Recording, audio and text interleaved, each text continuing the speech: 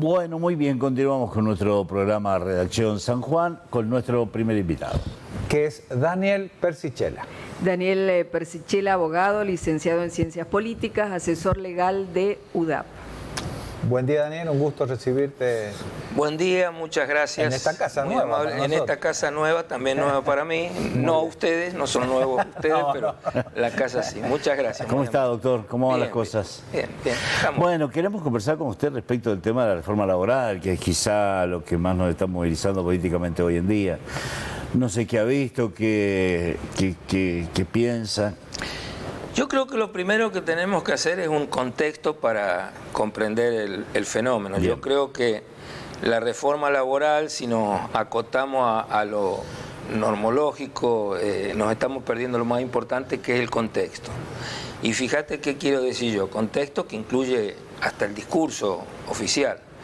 Vos fíjate que después de las elecciones del 26 surge allá el mismo lunes, martes, comienza toda esta cosa de la reforma laboral, se instala la idea de que los trabajadores van a trabajar 12 horas, o sea, un mensaje que atemoriza. Cuando vos te pones a mirar verdaderamente el texto de la reforma laboral a la que referían, no dice nada. Pero esto está programado, o sea, la idea del gobierno era esa, era... Porque luego sale el bueno de Sturzenegger y dice, no claro, se dice nada de las 12. Cosa que es verdad, no dice nada, pero el cometido estuvo. Los trabajadores. Sí. Que las vacaciones, que esto. Digamos, aclarado esto, teniendo en claro el contexto ideológico, político en el que se va a incorporar este tema, inevitable, necesario. Necesario. Yo digo necesario, lo que yo no comparto es el método que tiene el gobierno que está ejerciendo el poder. El gobierno que ejerce el poder lo hemos visto con los discapacitados y los cortes de las pensiones, lo hemos visto con las universidades, lo hemos visto en todo. ¿Qué hace? Selecciona el vicio del fenómeno y lo generaliza. O sea, todos los discapacitados se robaban las pensiones. Claro. Todas las universidades se robaban la plata. El presupuesto. Los del Garrahan son todos, no sé, una cosa, que eran ñoquis. Bueno.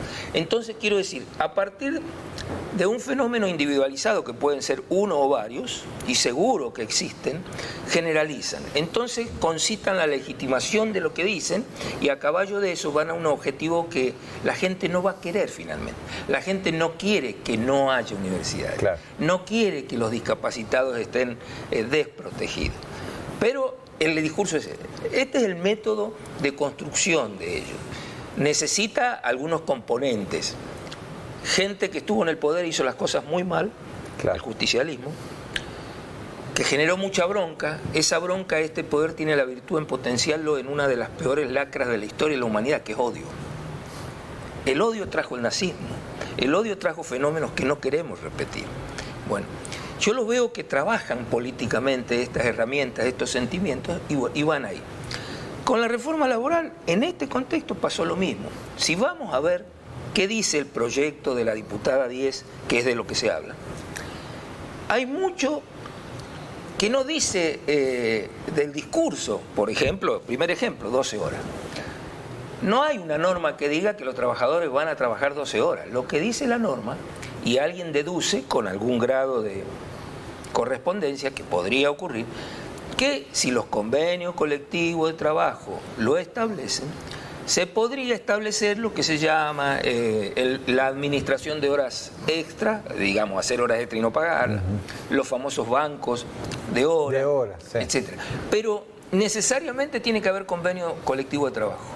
La norma unilateral del Estado, por lo menos en este proyecto, no dice nada. Es más, arranca discursivamente sosteniendo que se respetan los principios de las viejas normas de la jornada de trabajo, o sea, que son las 8 horas diarias, las 48 semanales, y que la excepcionalidad para modificarla requiere de autorizaciones, requiere de naturalezas especiales de la actividad. Ustedes hablaban de los mineros, sí. El minero, la naturaleza del trabajo exige reformular la manera de prestar el trabajo, pero siempre equilibrándolo. 14 por 14 se dice, ¿no? Siempre finalmente hay un equilibrio que trata de no salirse de esa ecuación, de esa gran bandera histórica de las 8 horas de trabajo diario. Entonces, en síntesis, y si hay un convenio colectivo que lo establezca, podrían haber más horas de trabajo. Tampoco dice 12. Lo que pasa es que la picardía, ¿cuál es? Dice, se deberá respetar la garantía de las 12 horas desde que se termina la jornada hasta que comienza la otra. Entonces alguien deduce, puedo trabajar 12 horas. Y en teoría sí.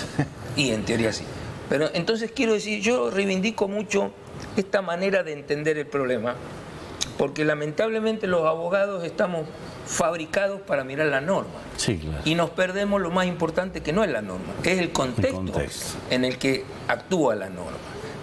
Entonces ahí es donde nos preocupa la reforma laboral, por el contexto, por el marco ideológico. O sea, un marco ideológico de una derecha intensa, le digo yo para ser amable, en la historia de la humanidad, de las ideas, no nos hace confiar mucho en que va a haber una reforma para mejorar la posición de los trabajadores.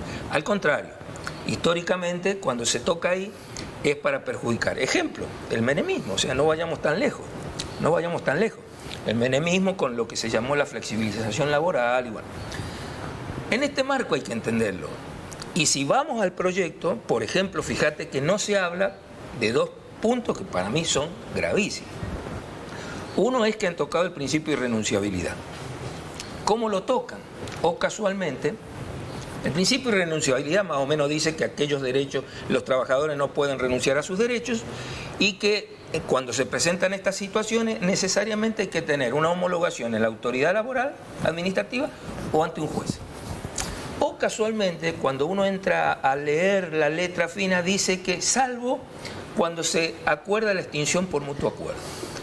Entonces, cuando el patrón y el trabajador, iguales para los liberales, se sientan en un plano de absoluta igualdad, el patrón cierra la puerta y le dice, mira, o te vas sin un peso o me firmás acá el acuerdo de extinción mutua. El trabajador, con toda la fortaleza económica que tiene, va a firmar. Y el patrón no necesita ir a la autoridad, ni el trabajador puede invocar luego la nulidad, porque la ley sacó eso. Ahí tenés un tema, ese es un tema grave. No por los actos que realicen concretamente, sino por el condicionamiento. Te tengo. Otro punto gravísimo es la modificación que le han hecho al ius variandi. Grave. El ius variandi es una atribución que tiene el patrón para modificar condiciones laborales, de acuerdo a un criterio de racionalidad, a la naturaleza de la prestación, a la necesidad productiva. Digamos, está muy bien el ius variandi. Ahora, se tiene que aplicar con criterios razonables que respeten derechos y respeten dignidades. Ejemplo, a mí no se me ocurriría a un trabajador que tiene una profesión, un periodista. Mañana, porque la empresa hace economía, le dice, mira, hermano, la primera hora de trabajo tuya ya no vas a hacer periodismo, vas a tener que limpiar los baños y preparar la cocina del establecimiento. No suena digno. ¿Qué pasaría con la ley hoy sin esta reforma? Bueno, vos vas a un juez por vía de una figura que es como un amparo, un juicio sumarísimo, y le decís, mire, el patrón me está haciendo esto no es razonable, no es legal. Y generalmente el juez le diría al patrón, parece, esto no lo ejecute, yo voy a analizar. Y resuelve. Si el juez resuelve que eso está fuera del 66, que es lo que ocurriría en este caso, no lo puede aplicar el patrón. Claro. Esa acción desapareció. Por arte magia no existe más, no está más. En el proyecto. ¿Qué le dice al patrón? Volvemos a este delirio de que somos todos iguales, que no lo somos. Le dice al trabajador, como vos tenés libertad y sos igual, si el patrón te hace eso, date por despedido. Te das por despedido y tenés que ir luego a encontrar un juez que diga que te diste por despedido con por esa culpa causa, del patrón. claro. Que va a ser una cosa más complicada también, porque todas estas líneas normativas que responden a una ideología impactan en el inconsciente o en el consciente de los operadores políticos, que son los jueces, claro, que son los que finalmente tienen que decir qué es el derecho. Entonces, vuelvo a insistir yo, esto es un iceberg. Lo más grave del iceberg no está en lo que se ve desde la línea de flotación para arriba, que sería el texto normativo. Lo más grave está abajo.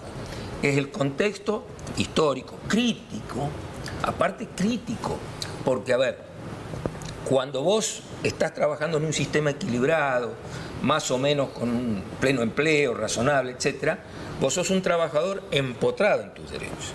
Ahora, cuando vos estás en una situación muy crítica, donde vos sabes que estás haciendo un trabajo y atrás hay una cola de muchos que lo pueden hacer por menos, verás vos cómo se debilita tu anhelo de defender tus derechos y tus posiciones. Seguro, seguro. Entonces luchar por mantener el laburo no en las condiciones que lo mantenés. Claro. Yo dos temas necesito preguntarte.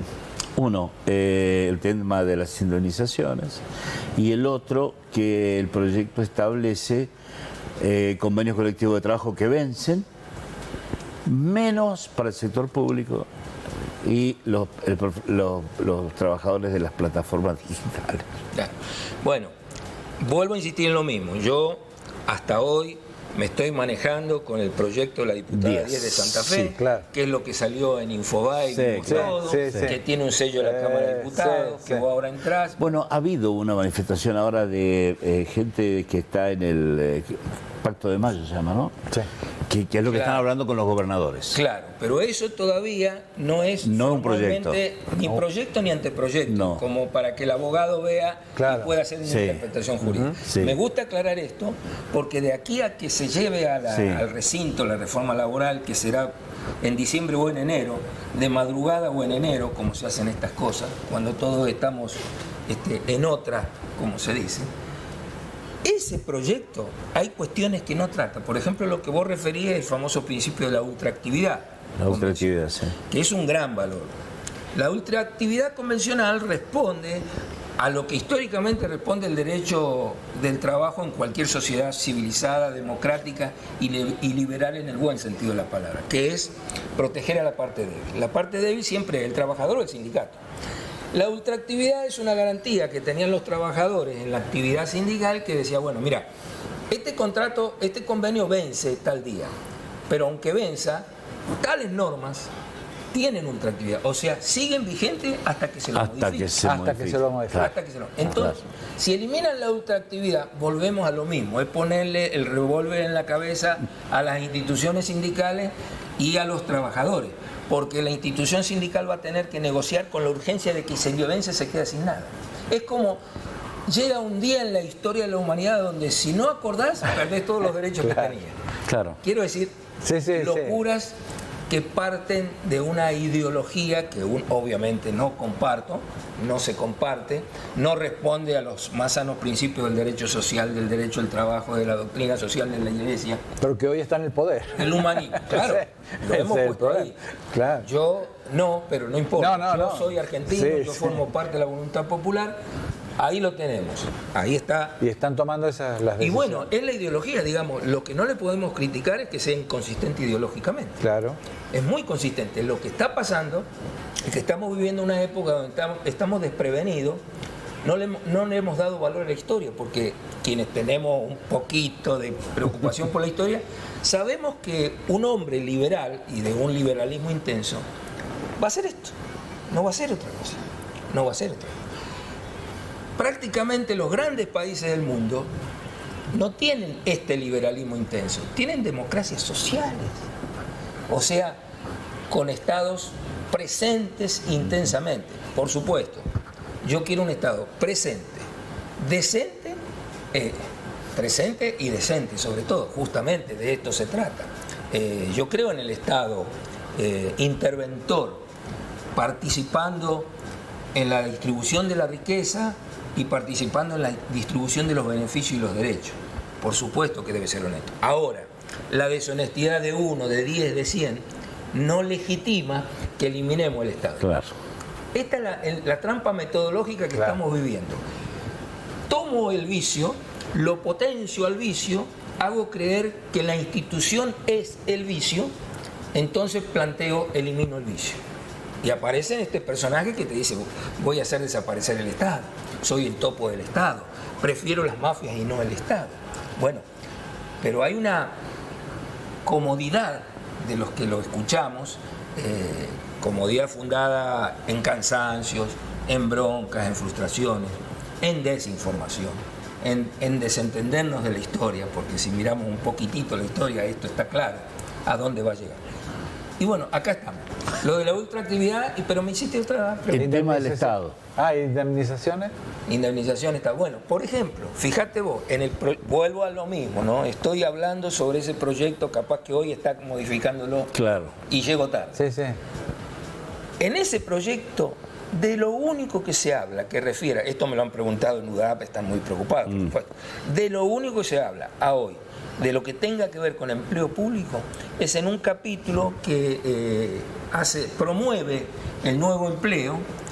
Básicamente promueven el nuevo empleo propiciando ventajas, ellos le llaman, creo que bono fiscal o crédito fiscal, digamos, le van a permitir a quien cree un nuevo empleo, efectivamente cree un nuevo empleo, el efectivamente lo tenemos que poner entre comillas, porque necesitaríamos un Estado muy controlador, cosa que no veo que el Estado va a ir a controlar mucho a la patronal. En esos casos se hacen reducciones por tiempos y por porcentajes de los aportes patronales. Sí. Y si toca que el nuevo empleo está cubierto por alguien que era empleado público, que fue expulsado, despedido, renunciado o lo que fuere del empleo público, la protección, la promoción en términos del aporte patronal va a ser mayor. Claro. Quiero decir, yo no puedo decir que esto es malo cuando leo. No Sí, es. A mí lo que me preocupa es la ejecución y el control. Porque si yo no controlo, lo que va a pasar es que yo tengo un empleado viejo que vale 100, lo echo y traigo uno que me va a valer 50. Claro. Entonces no estoy cumpliendo el objetivo que debe ser empleo genuino nuevo, no estoy cumpliendo el objetivo que el Estado te promueve para achicar la desocupación o la informalidad, que son los dos problemas que tenemos hoy. Sí. Desocupación e informalidad. Sí. Que si vos tenés una política humanista, podés generar muchas normas que contribuyan a resolver este problema. Si no son humanistas, lo vas a hacer funcionar, como los teóricos dicen, como un ejército de reserva. Solo para negociar a la baja, solo para que yo sienta que no puedo exigir mis derechos porque tengo 100, 50 o 100 detrás mío que van a hacer mi trabajo por menos. Keynes Claro. puro. Keynes puro. Si no te gusta, Claro. tengo una cola en la puerta Claro. esperando por Claro, tu luz. el famoso ejército de reserva. ¿Y los salarios dinámicos? Bueno, vuelvo a lo mismo, o sea, volvemos, en el proyecto no se dice no nada. se dice nada. Lo que uno lee en los medios, que el famoso salario dinámico sería, acá hay dos lecturas, por eso, la buena y la mala. Si salario dinámico es que un trabajador gana 10 y que el patrón le va a proponer que incremente la productividad para que gane más de 10, me parece bárbaro, iría en la línea de la participación en la ganancia, Claro. la productividad, me parece bárbaro. Pero no lo dice ni por un lado ni por el otro, pero yo tengo, mirando la ideología y mirando la historia de esta ideología en el mundo, tengo todo el derecho de pensar mal. Me parece que ellos dicen salario dinámico, ganás 10, bueno, ahora de esos 10, 5 van a entrar en este módulo de la productividad. Para ganarte estos 5, Tenés que hacer más. Entonces, esto de salario dinámico es una flexibilización complicada, que es como decirte, mira, para que sigas ganando lo mismo yo tengo que ganar más. Claro. No es justo. Yo creo en que el patrón siempre debe ofrecerle al trabajador, mira, yo voy a ganar más y vos vas a ganar más. Yo creo que cuando se ponen en línea los intereses gananciales de unos y otros, se logran cosas. Es más, cuidado que hay muchas empresas muy importantes que tienen establecido participación en las ganancias, mecanismos de productividad, porque ya han probado que si vos incentivás al trabajador en lo que lo tenés que incentivar, y lo tenés que incentivar con salario, se mejoran los niveles de productividad. Pero claro, si vos sos el empresario que considera que para vos ganar tiene que perder el trabajador, Ahí es estamos complicado. complicados. Es un problema cultural. Ay, Dios. 11 y 4 minutos. A mí me han quedado un montón de temas. A mí Lo vamos- también. Lo vamos a tener que volver A mí invitar. también, un montón, Sí. un montón. Yo quería hablar un poquito de política. con Sí, él. va a ser complicado, pero bueno, una pincelada en la elección. Elección nacional y provincial. Lo más conciso que pueda. Lo más conciso, yo los otro día discutiendo con amigos, yo decía que en política los números se pueden leer de muchas maneras. y cada uno lo lee desde su perspectiva y desde su interés, por supuesto. Sí, en política 2 más 2 no son Claro, 4, no son ya lo sabemos. Entonces yo decía esto, digo esto, para poner en contexto y por lo menos darme una esperanza a mí y al que quiera pensar como yo, a mí mismo. Vos fíjate que en el 23, creo yo, el pueblo argentino castigó. El nudo de su voluntad popular fue castigar. Sí. Y en ese castigo dijo, bueno, ¿qué hago? Lo voto a Milei. 54%. Otro producto del odio. Producto del odio. Pero bueno, ahí está. Y producto del odio y producto de las cosas mal hechas también. Mal hechas, Que sí, nos sin hagamos duda, cargo porque sin duda, sin simplificamos, hacemos lo mismo que Sí, sin duda, simplificamos el fenómeno para llegar a la conclusión que no. Bien, ahora en el 25, por la propia acción política de Milei, se plebiscitó su gestión. Él salió a plebiscitar. Es más, él fue el que dijo el soviético, el Estado ausente, Sí, sí, sí, el Estado sí. presente. No hubo duda que se plebiscitó. Está claro que en esa contienda no ganó el justicialismo, pero también está claro que no ganó él. Él perdió 15 puntos. Sí. Él sacó 41. Y ojo, que tenemos un plus. Tenemos que mirar el ausentismo. Lo hablábamos en off. Claro, es que si Todos los que no vemos fueron el a votar. ausentismo y prorrateamos, Claro, es el 41 del 68. claro, si miramos, prorrateamos, es menos impactante. O sea, digamos, la brecha del 54 al 41 no es esa, No, es más. Es más. ¿Qué quiere decir? Para mi interpretación, siempre subjetiva, cuando dice, él dijo en Estados Unidos, el pueblo argentino quiere este modelo. No, la mayoría del pueblo argentino no le avaló el modelo. Lo que está claro es que no dijo que quiere, que vendrá en el 27. Yo creo que el 27... Es que tampoco se lo propusieron. No, porque... Era como un análisis de coyuntura, pero no había una propuesta Claro, a 10 años. Claro, ahí viene otra discusión. Sí. Vos tenés los que critican y dicen el peronismo no hizo una contraoferta. No hizo. Y los que consideran que hubo una estrategia inteligente. Dijo, frenemos a Milei. Si vos haces esta lectura, hay un freno. No hay más argentinos apoyando el modelo. No lo hay. ¿Qué va a pasar para el 27? Es una gran incógnita. Yo creo que en el 27 vamos a tener una hermosa elección porque vamos a discutir de una vez por mucho tiempo modelos. Estado ausente, Bien. Estado presente y decente. Coincido en y decente. Hay que hacerse cargo de los delincuentes que se tienen. Lo que hay que hacer es no permitir este otro vicio que dicen aquella dirigente peronista es delincuente. Todos los peronistas son. Claro, Esto claro. es malo para la democracia. No, es delincuente, es delincuente. Bueno, que vaya y que termine como tiene que terminar, Y que se listo. jubile y avancemos. ¿Y el resultado de San Juan? Bueno, el resultado de San Juan es interesantísimo. Yo creo que acá alguien miró mal o miró por el ojo de la cerradura, porque algunos hablaban de dos candidatos. Sí. Es interesantísimo. Yo coincido y hablábamos recién, el poder y la territorialidad van de la mano. Sí. Acá los intendentes con territorio, Yo creo que sí. lo mismo que en septiembre los intendentes en provincia de Buenos Aires. O sea, quiero decir, no fueron Tal votos cual. que luego... Tal cual. No. Hubo una elección donde hubo un activismo de los que tienen poder en el territorio y después hubo otra donde decidieron no ejercer ese poder.